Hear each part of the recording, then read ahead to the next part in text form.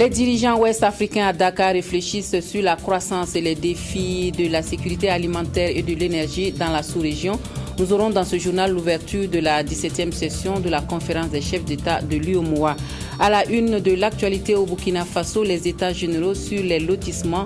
2 jours de réflexion autour des problèmes que connaît ce secteur en vue de proposer des solutions au gouvernement pour mieux guider les futures opérations d'urbanisation.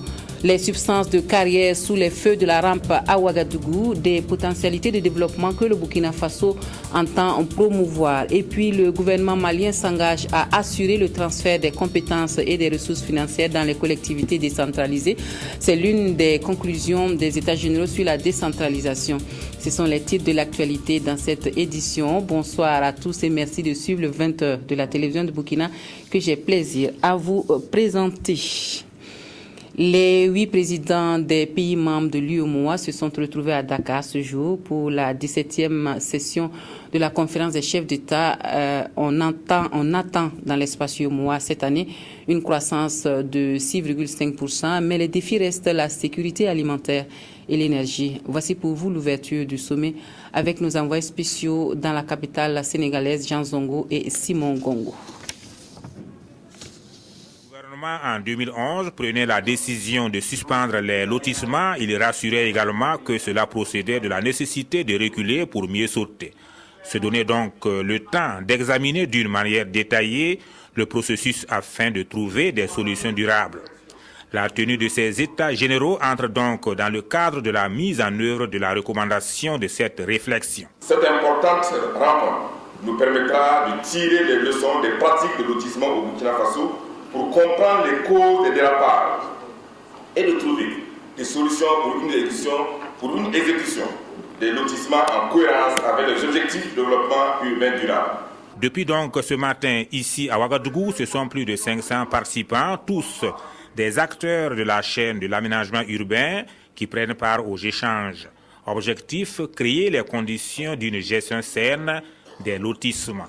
Nous attendons que les participants puissent faire en tout cas des contributions, évoquer tous les cas de dysfonctionnement et naturellement, nous comptons aussi profiter des états généraux pour solder un certain nombre dégager des pistes pour solder le passif lié donc à la gestion des parcelles que nous avions connues au Burkina.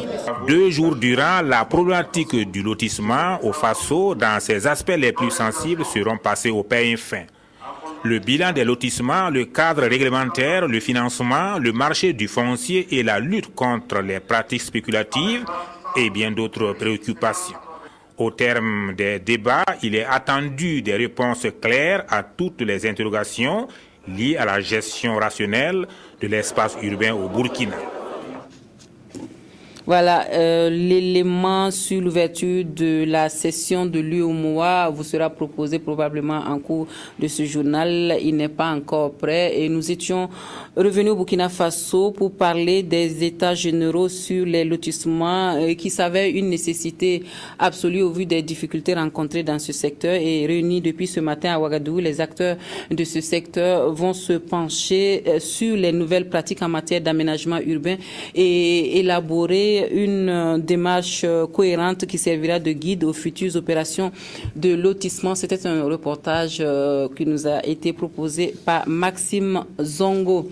Suite de ce journal, sable blanc, granit, calcaire et autres bauxites, voilà des substances de carrière avec lesquelles le Burkina Faso compte désormais. Le potentiel est important et nécessite que l'on y prête attention. Depuis ce matin, ces substances sont sous les projecteurs à Ouagadougou et cela en octobre prochain, des journées de promotion placées sous le signe d'une meilleure contribution des substances de carrière à l'économie nationale. Jacques Lamissa Tarpaga.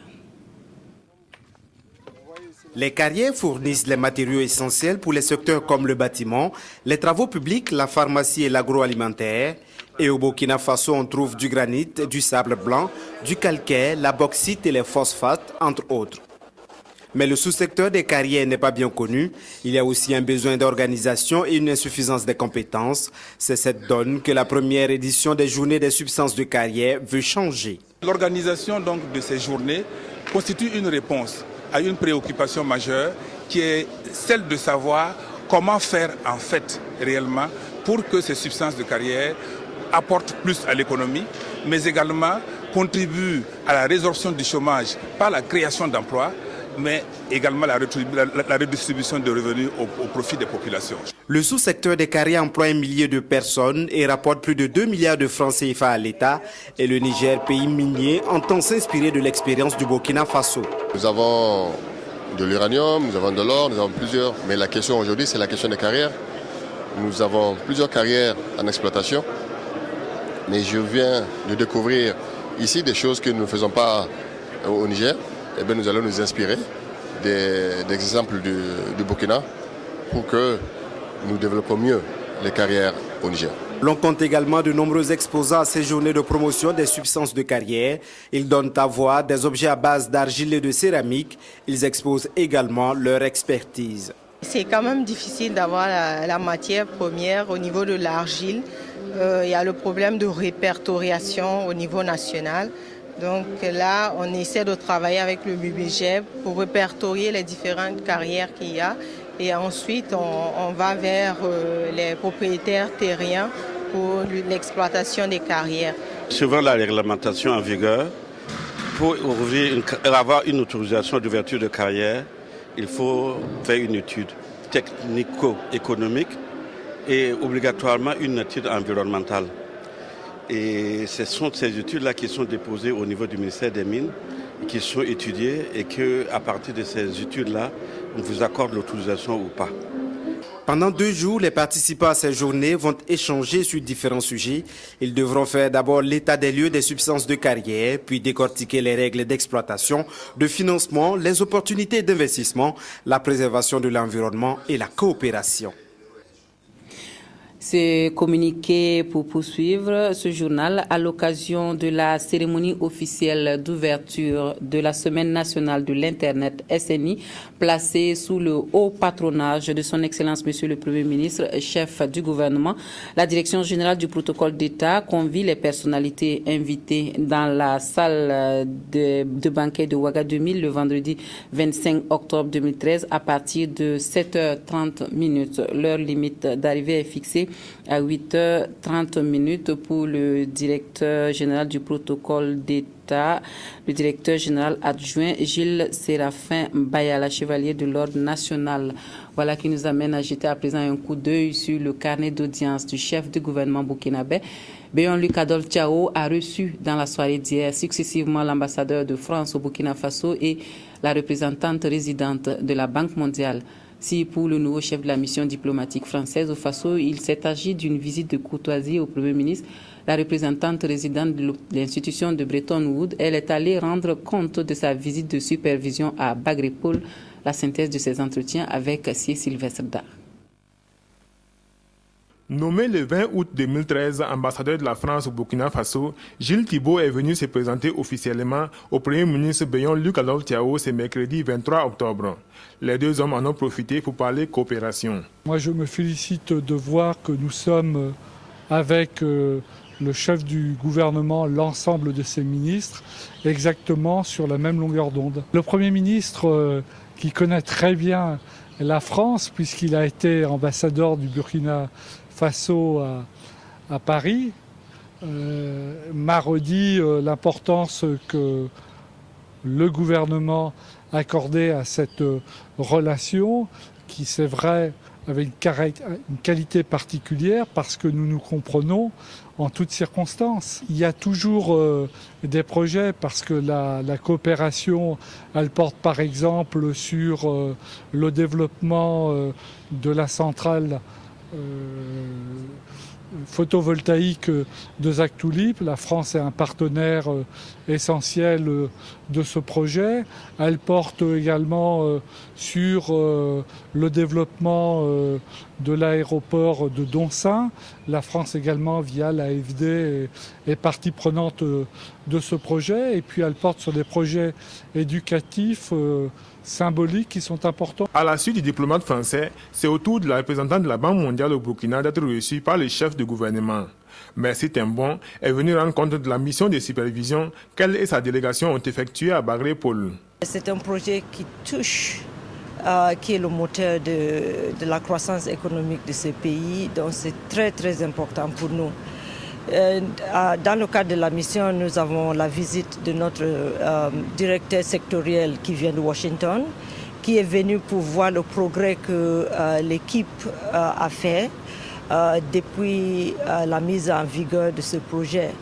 Et à la fin de cette... La mission continue, mais jusque-là, la mission de la Banque mondiale est satisfaite de progrès que la partie burkinabé a fait pour la mise en œuvre. C'est un grand projet d'irrigation.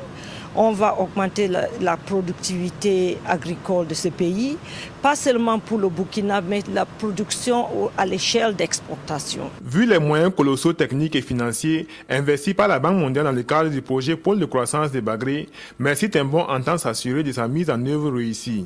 D'autant plus que, tout comme le gouvernement burkinabé, la Banque mondiale est sûre que ce projet va contribuer dans l'amélioration des conditions de vie de bon nombre de Burkinabés. À la représentation nationale, c'est l'ambassadeur de la République fédérale du Nigeria qui a été reçu par le chef du Parlement burkinabé. Les questions de coopération et de diplomatie parlementaire ont été au cœur des échanges entre Sungalo Apollinaire Ouattara et le diplomate nigérian. Nous écoutons ce dernier à sa sortie d'audience au micro de Umaru Mogmenga. It was just a courtesy call.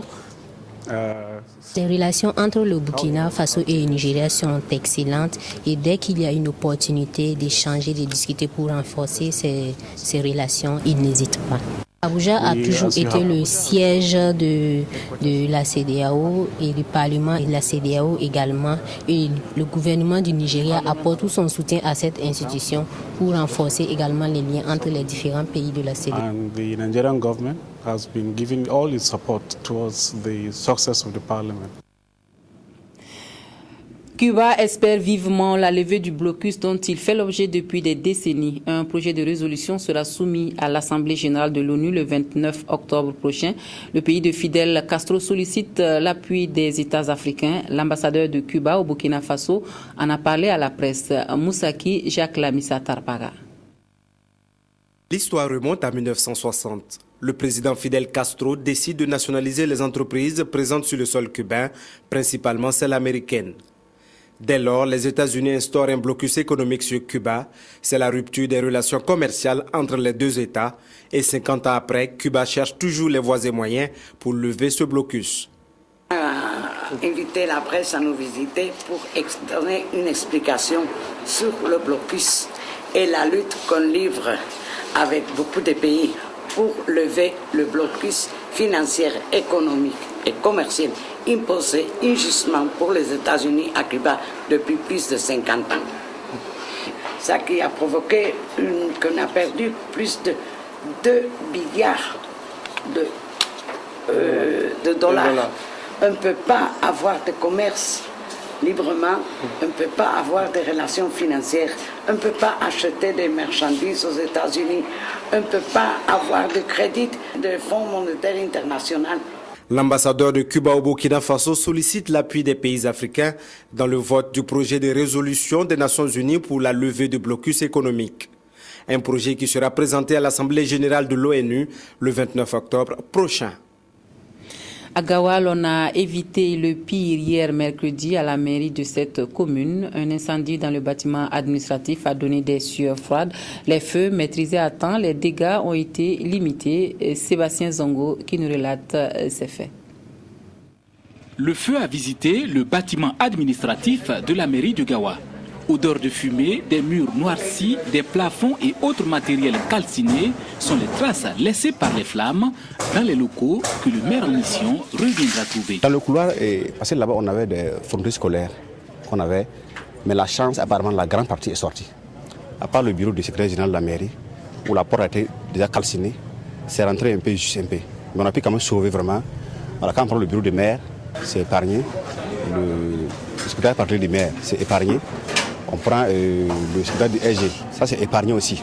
Voilà, comme je dis, en fait, le bureau, vraiment, le matériel qu'on avait là-bas, là, tout ce qui est documents vraiment qui sont importants, on a pu sauver ça. Les dégâts ont été limités grâce à une alerte aux flammes donnée vers 14h et à la promptitude de la réaction solidaire entre agents de sécurité et de la mairie avec l'appui des populations civiles. On est en train de mélanger le béton et puis on a vu le feu en train d'intervenir dans la mairie.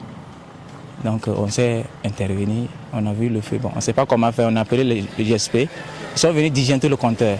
Et puis on a commencé à éteindre. On a demandé l'eau, éteindre le compteur. On a tenté de casser les portes pour entrer et éteindre le feu. L'enquête qui sera ouverte viendra certainement lever le voile sur l'origine de cet incendie qui reste pour le moment un mystère. Et puis nous parlons santé avec deux nouveaux produits introduits dans le programme de vaccination des enfants au Burkina Faso. Il s'agit des vaccins anti-pneumococcique et anti-rotavirus.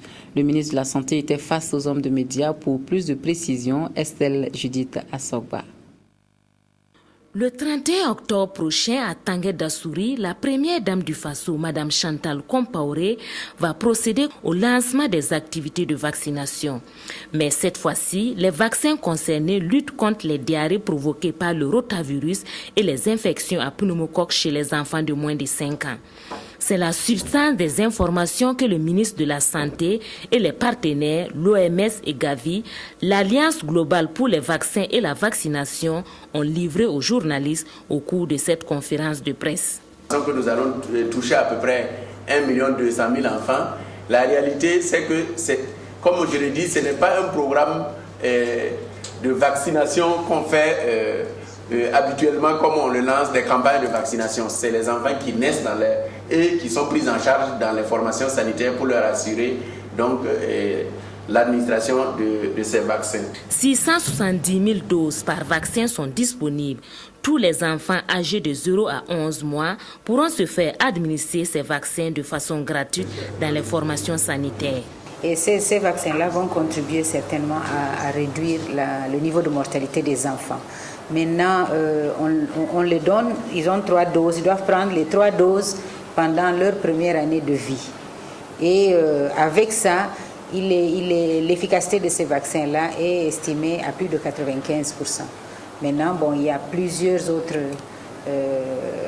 critères qui peuvent rentrer en compte, comme l'état nutritionnel et tout, mais l'efficacité est de 95% et devrait protéger les enfants au moins jusqu'à passer le cap des 5 ans, qui est la période où ils sont les plus vulnérables. Le poids des infections à pneumocoque est très préoccupant. Selon les données de 2012, 20 000 enfants de 0 à 5 ans meurent chaque année de pneumonie.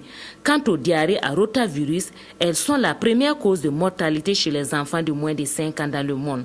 L'impact de ces 2 vaccins est maximisé si les enfants sont vaccinés dans les délais recommandés. Le Burkina Faso est le 3e pays après le Ghana et la Gambie à introduire simultanément les 2 vaccins. Le coût estimatif de cette opération s'élève à de 4,5 milliards de francs CFA. Le ministre Léné Sebgo invite alors tous les parents à faire vacciner leurs enfants.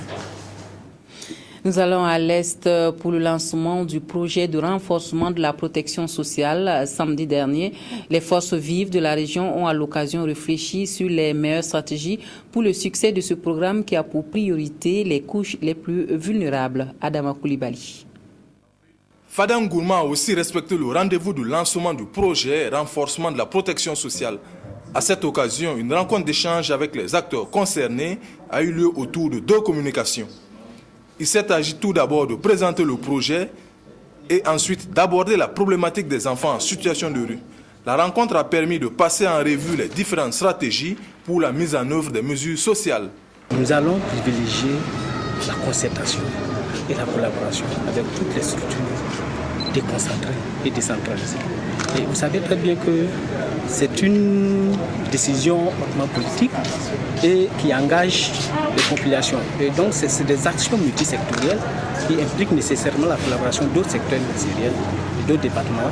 Et donc, nous allons travailler en étroite collaboration avec toutes ces structures-là pour le ciblage des groupes vulnérables et l'administration des vivres et tout ce qui est matériel, ainsi de suite. D'autres stratégies tournent autour de la coordination de la multiplication des actions de communication à l'endroit des populations. Les discussions de manière générale ont permis de cerner les contours du programme, de comprendre les enjeux sociaux qui en découlent et de sonner la mobilisation autour du projet. Il fallait nécessairement une action forte à l'endroit d'une frange non négligeable de notre population pour manifester ne serait-ce que la solidarité des autres. Et cette action qui vient, qui va commencer, est une action vraiment salutaire. Ça permet de sortir la plupart de ces gens-là de la précarité et leur permettre d'avoir un peu plus d'espoir et une vie meilleure. À terme, ce projet devrait donc aboutir à une amélioration des conditions de vie des couches les plus défavorisées. Des jeunes brillants orateurs et plus à l'aise dans la prise de parole en classe ou en public, c'est l'ambition du mouvement Jeunesse à venir. Il a initié une formation au profit des élèves et étudiants dans ce sens. Au finish, ce sont les jeunes des 13 régions du Burkina qui devraient bénéficier de ce programme de formation prévu s'attendre sur 2 ans. Yolande Lompo pour les précisions. Après le Mali, la Guinée-Conakry et le Bénin, c'est au tour des élèves et étudiants du Burkina Faso de se familiariser avec les principes de base d'une bonne communication. Une formation focalisée sur l'apprentissage aux élèves à pouvoir mieux s'exprimer en français et surtout faire face à un auditoire. Va leur permettre de vaincre le stress, savoir parler en public, la maîtrise de l'art oratoire, aimer la lecture. Et cette formation concourt aussi, ça nous aide plutôt dans les enseignements que nous dispensons ici. Vraiment, cette formation nous sera utile aujourd'hui et dans l'avenir. En somme, il s'agira de permettre aux élèves et étudiants de mieux dompter leur peur et leur timidité. Première du genre au Burkina Faso, elle sera dispensée gratuitement dans toutes les écoles et ce grâce au mouvement Jeunesse à venir. Une association de jeunes élèves et étudiants créée en 2009 au Mali et qui a pour ambition de cultiver l'excellence afin de fédérer l'initiative de l'intégration sous-régionale, voire africaine à travers la jeunesse. Nous allons former pendant 1 à 2 mois les élèves et après on va organiser une grande cérémonie officielle au niveau du stade municipal de Ouagadougou. Là-bas, nous allons donner l'opportunité aux élèves devant les parents, devant les autorités compétentes de l'éducation, à prendre le micro 5 minutes et pouvoir convaincre facilement son auditoire. Le Bangré et le Saint-Viateur sont les premiers établissements à bénéficier de cette formation qui s'étendra sur 2 ans à l'ensemble des 13 régions. Au chapitre changement climatique dans l'espace CEDEAO-SILS, on prépare activement la 19e conférence sur le climat. La position à défendre à Varsovie du 11 au 22 novembre prochain est sans équivoque. Il faut respecter les engagements pris à Copenhague en 2009 et mobiliser 100 milliards de dollars US par an d'ici à 2020 pour les pays non émergents. On accorde les violons à Ouagadougou. Des précisions avec Ismaël Diloma Sirima et Adama Koulibaly. Les négociateurs ouest-africains sur le climat veulent se mettre sur la même longueur d'onde avant la 19e conférence sur le climat. Une conférence qui va réunir du 11 au 22 novembre 2013 des négociateurs, des scientifiques et des décideurs politiques des 5 continents. La présente rencontre vient pour définir les enjeux des négociations, de même que les positions à défendre par la partie africaine. Les pays d'Europe se sont engagés depuis 2009.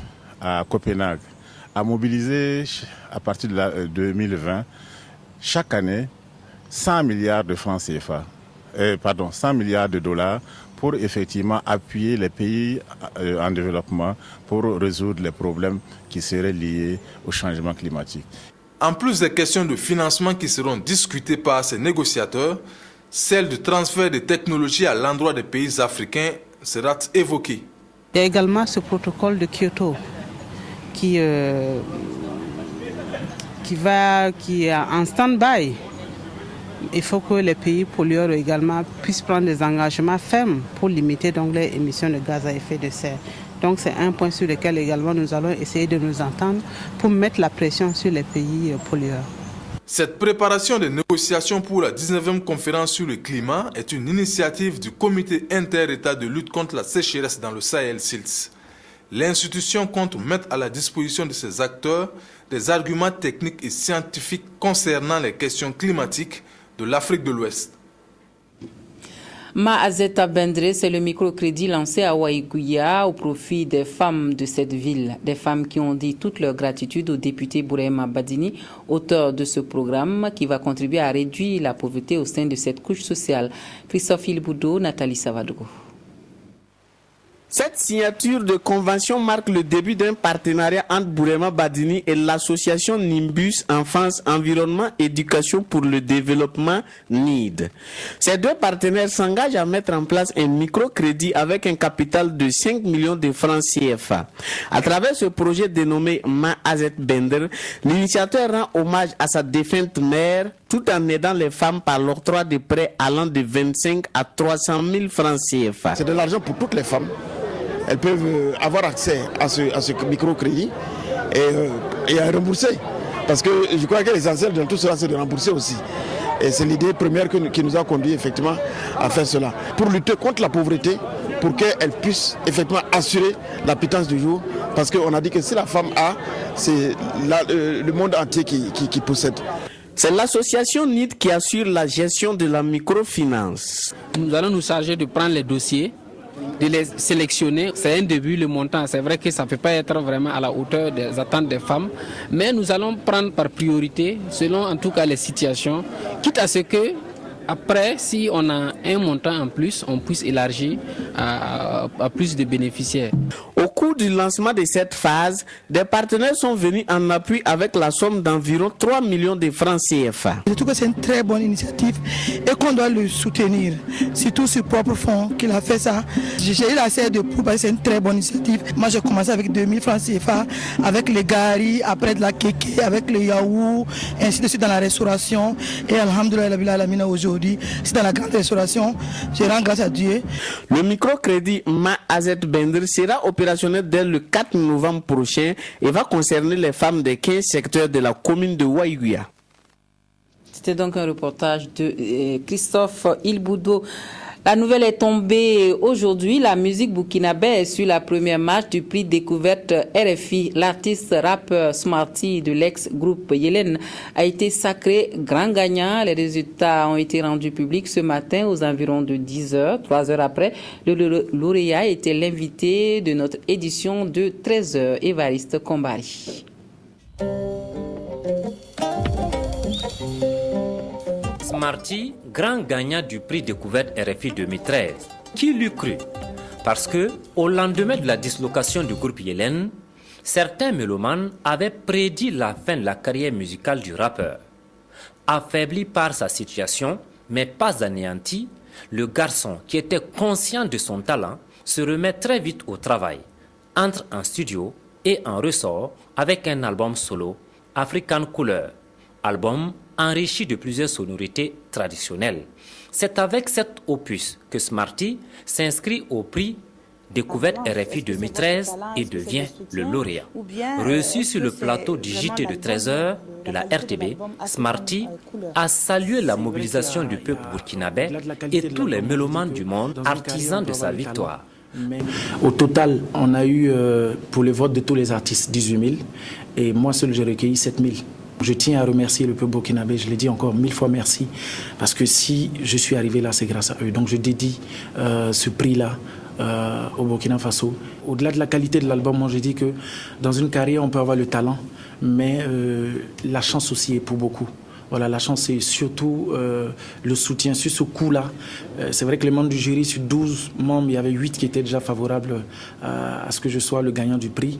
Mais j'avoue que ce qui a d'entrée de jeu permis réellement, qui a touché vraiment le jury, ça a été vraiment les votes. Avec ce prix, la carrière musicale de Smarty est ainsi relancée et de nombreuses opportunités s'offrent aux rappeurs. En prime, il y a 10 000 euros et une tournée. Déjà ce matin on me disait de plus rien programmer à partir du mois de janvier parce qu'il y a une tournée qui commence dès le mois de janvier. Je pense que ça me permet en toute humilité, grâce au soutien de mon pays, de toucher à un circuit vraiment professionnel. Et j'espère que Dieu va veiller sur cette petite carrière-là et qu'au-delà de ma personne, ça puisse ouvrir aussi la porte à d'autres artistes. 2 artistes burkinabés ont déjà remporté le prix découverte RFI. Il s'agit de Cissé Abdoulaye et de Bakary.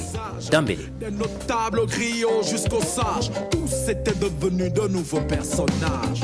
Le chapeau du chef flotte dans l'air, les têtes se cognent pour savoir qui le portera, que la paix.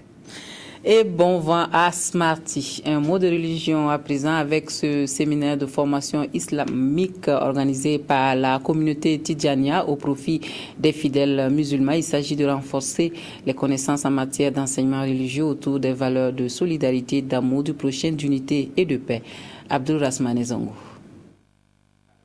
Cette cérémonie religieuse avait pour but de fixer l'attention des participants sur comment renforcer l'unité de la communauté Tidjania, comment mieux inculquer les valeurs de tolérance, de paix, mais aussi comment s'approprier les droits et devoirs dans la vie du couple et des enfants. L'objectif principal de ce séminaire est de renforcer les connaissances des participants sur les enseignements religieux, mais aussi de conjuguer au quotidien les vertus de la solidarité, de la paix et de l'amour du prochain. Hormis les communications, le séminaire a été ponctué par des prêches, bénédictions et lectures du Saint-Coran. Les routes du Burkina Faso vont vibrer au rythme de la petite reine à partir de ce vendredi pour le Tour du Faso. Les étalons cyclistes seront de la partie et ce matin, ils ont été reçus par le ministre des Sports et Loisirs. Le colonel Yacouba Ouedraogo les a exhortés à conserver le maillot jaune et à conquérir les autres maillots les plus convoités du Tour. On en parle avec Souleymane Sanou et Modeste Ouedraogo. Les étalons cyclistes mis devant leurs responsabilités par le ministre des Sports et des Loisirs. C'est la petite salle de réunion du ministère qui a servi de cadre à cette rencontre. Yacouba Ouedraogo a d'abord salué les prouesses de ses hôtes au dernier Tour du Faso, avant de traduire les attentes du peuple burkinabé à cette 27e édition. Le peuple burkinabé maintenant attend des victoires. Depuis la CAN, vous avez vu que tout le monde attend la victoire. Et on sait que maintenant les étalons sont devenus furieux. Les étalons veulent montrer ce dont ils sont capables. Et vous, cyclistes, ce n'est pas seulement maintenant, c'est depuis très longtemps que vous avez démontré que le peuple est fier de vous. Cette fierté sera encore plus grande si et seulement si Rasmane Ouedraogo et ses coéquipiers arrivent à conserver le maillot jaune au soir du 3 novembre. Et pour y arriver, la discipline et la solidarité sont les clés du succès. Quand on dit équipe nationale, c'est équipe nationale. Et vous, cyclistes, vous savez que celui qui gagne le plus souvent, c'est les autres qui ont travaillé pour lui. Donc, votre fierté, c'est là aussi. Travailler pour les autres. Et nous avons compris au Burkina Faso que nous avons cette solidarité-là depuis très longtemps. Même si vous allez au village, vous allez voir que nos parents sont solidaires. Donc, vous devez garder à l'esprit cette solidarité. Vous battre pour les autres. Les étalons ont bénéficié de plusieurs stages de préparation en Afrique et en Europe. Ils sont donc prêts à mouiller le maillot. Les cyclistes ici présents, je ne vendrai pas la peau de l'ours avant de l'avoir tué, mais je suis convaincu d'une chose, qu'ils ont au moins plus de 1000 km de préparation dans les jambes. C'est ce que nous avons pu faire. Et nous souhaitons qu'ils puissent aborder demain matin la compétition en parfaite santé et que nous puissions encore vous offrir au moins un des maillots les plus convoités pour le peuple burkinabé. Avant même le premier coup de pédale, les étalons pourront empocher la somme de 500 000 francs chacun. La distance totale de ce 27e tour cycliste du Faso est estimée à 1204 km 100. Le départ est prévu à Boussé ce vendredi 25 octobre. L'arrivée sera jugée à Ouagadougou le 3 novembre prochain. Un mot de l'actualité hors de chez nous pour terminer. Et nous allons au Mali où la paix et la sécurité étaient les maîtres mots aux États généraux de la décentralisation. On retient de ces concertations que le gouvernement malien consent à accélérer le transfert des compétences financières clamées à corps et à cri pour le retour définitif de la sécurité toujours menacée au nord. Dernier acte en date, une attaque à Tessalit qui a fait 3 morts, dont 2 soldats tchadiens, et la France annonce une opération militaire d'envergure. Voilà pour le 20h de la télévision du Burkina. Merci à vous de nous avoir suivis. Très bonne soirée à tous et à toutes. À demain.